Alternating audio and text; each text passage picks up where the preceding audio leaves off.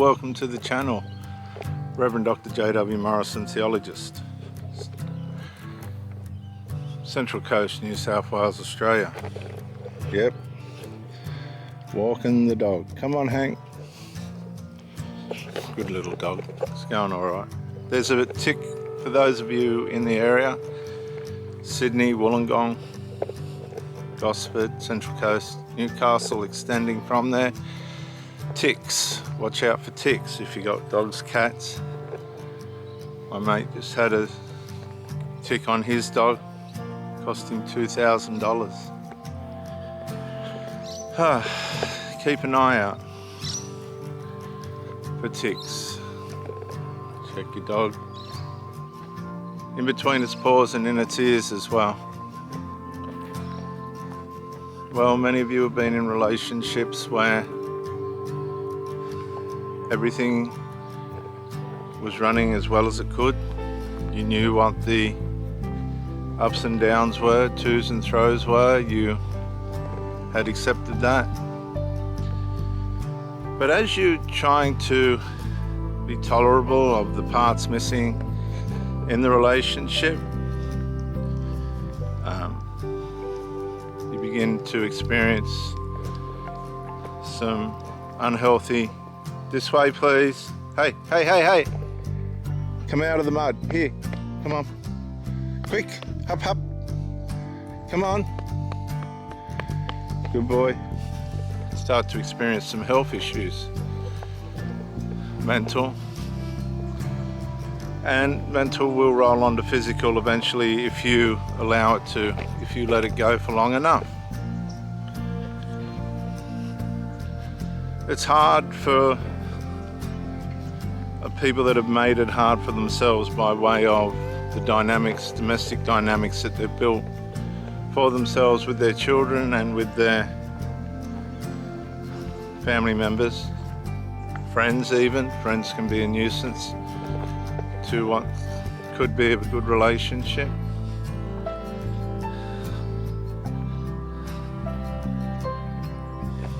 Intrusion. Friend gets jealous of another friend having a boyfriend or girlfriend, or children are the big one, especially if they're reliant emotionally on their parents.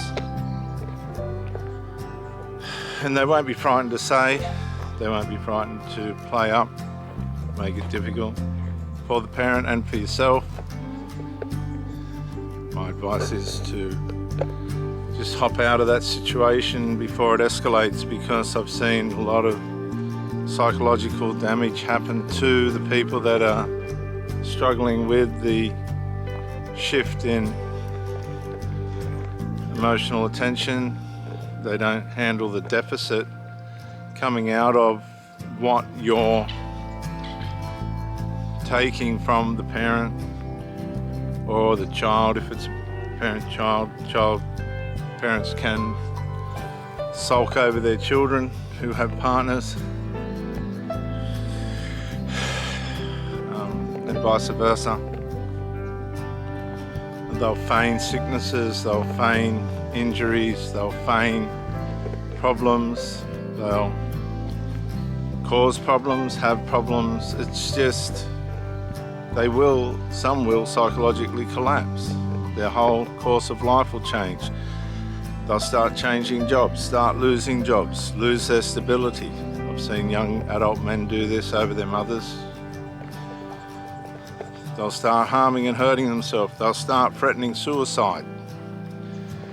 You'll see these female mothers panicking about the negligent decisions, that manipulative decisions that the son's making to exhibition himself in a way in which the parent will choose to make decisions around the negligent behaviour of the son or the daughter, etc. Children will feign and produce controlling and manipulative behaviours to get the parent where they want them, and the parent will to adult children as well. Hey!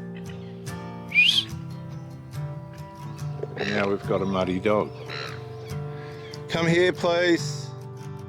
Quick. Come on. Come on.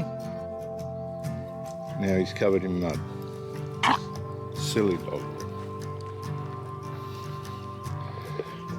And that's what happens. If necessary to get a bath of the parent or child's attention, they will muddy themselves. They'll cause worry and panic, particularly old covert or overt covert narcissistic males and females. As they get older, they become more demanding, they become more uncertain of who's going to stay with them and who's not, how much attention they're going to get. My sister's a nurse and she said the rudeness in the hospital system by the patients now is completely unacceptable, and a lot of people are leaving the nursing industry. Consequentially. Because the darkness is getting darker and the light is getting lighter, but it takes effort either way, whether you're going to be in the dark or in the light. It's going to take effort. It's going to take decision making that's built on moral and integrity and maturity that extends beyond the limitations of immaturity and excessive, compulsive, manipulative, controlling behaviour that's constructed via the way in which people are being parented.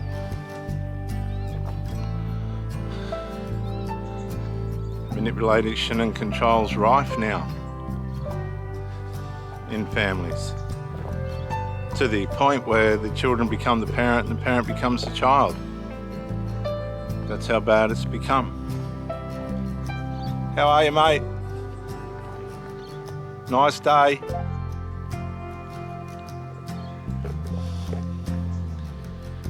Come on, Hank, you little grub. Come on, mate. People don't want you jumping all over them.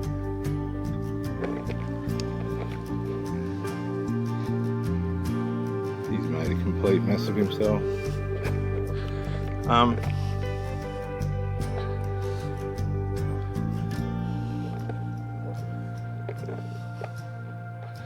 I think it's interesting how the Israeli army is and has to show video evidence of what they're finding with the get out with the terrorists, relative to the truth behind many aspects of this war, because a lot of people, and probably justifiably, have complaints about the way in which Israel's dealing with this war, but that doesn't take away. Up, up. Come on. You'll know he's alive if he gets stung by the wasp. That doesn't take away the reality of the terrorism that's going on. And so people psychologically covertly terrorize relationships. And if you're in a relationship with somebody that is allowing it, allowing triangulation, you're in a relationship with a very unhealthy person. And that's all there is to it.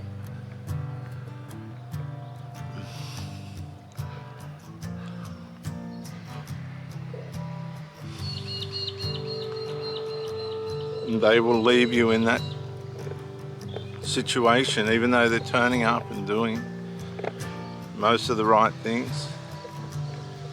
I've found that they'll leave you just sitting there starting to stew over things that could be resolved but haven't been. And this is where you've got to put self-care first, particularly if you're not married to this person.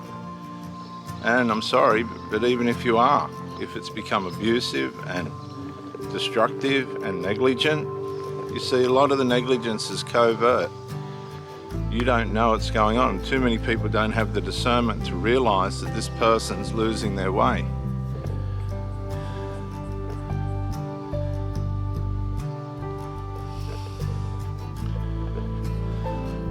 Some people can only rise so far in a relationship, and then it's all descends from there.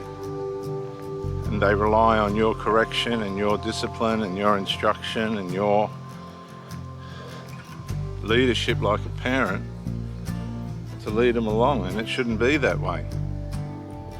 Then when the breakup happens, you're left with the trauma bond, they've got a trauma bond, and that can cause coming and going and, you know, break-up sex and make-up sex and all this other nonsense and rubbish that makes things worse, makes the problem worse, instead of just dealing with it head on. We have these levels of devotion and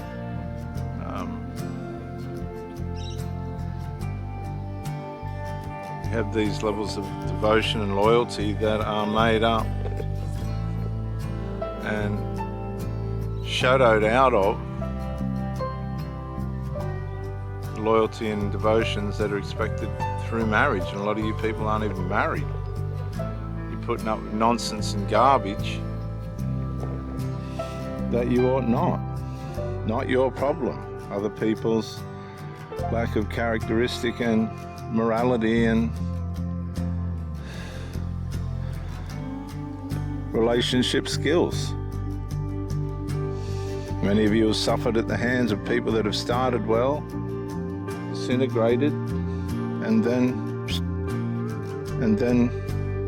actually degenerated. Stolen, lied, cheated. Come on, mate. You're starting to like the water. Come on. Hi, how are you? I don't really want him to go in there. No, he went against, over there, he went against what I asked.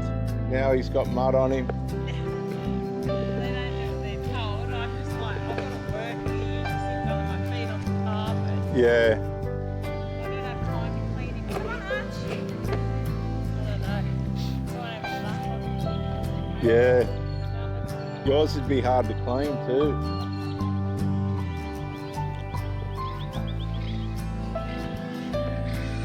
Come on, Hank. So Hank's covered in mud. Oh God. Well, I hope you can see how dynamics and things work in a relationship. And Ash, come on, hop, hop.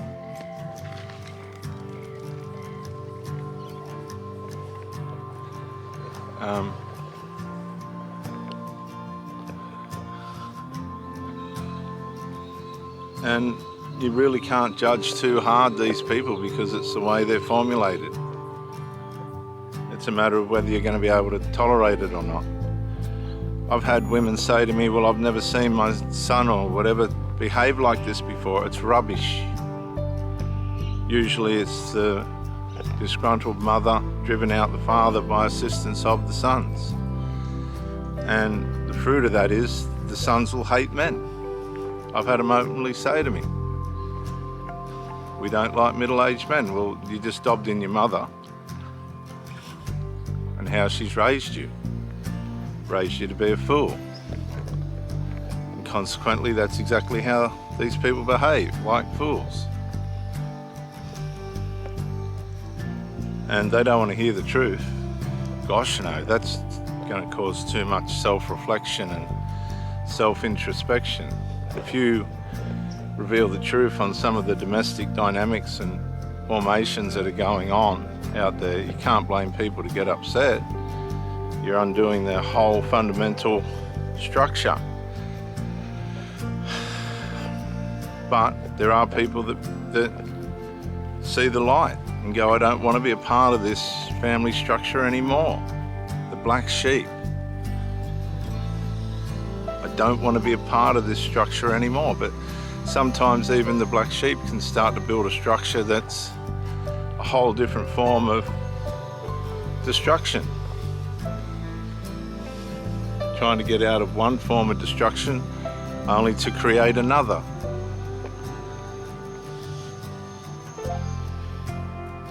And this is how consequential it all is. But the black sheep in other instances totally revolutionises the family, exposes it for what it is, and sometimes they turn around the whole group.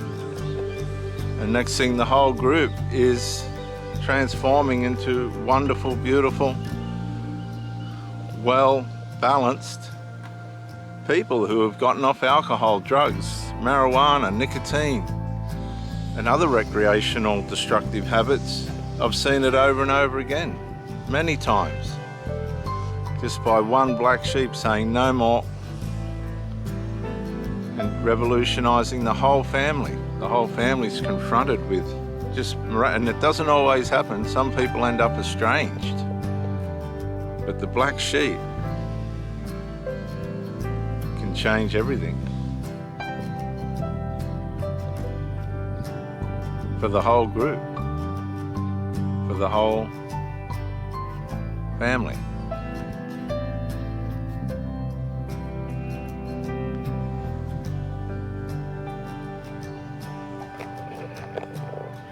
I'm Reverend Dr. J.W. Morrison, theologist. Thank you for joining me, and bye for now.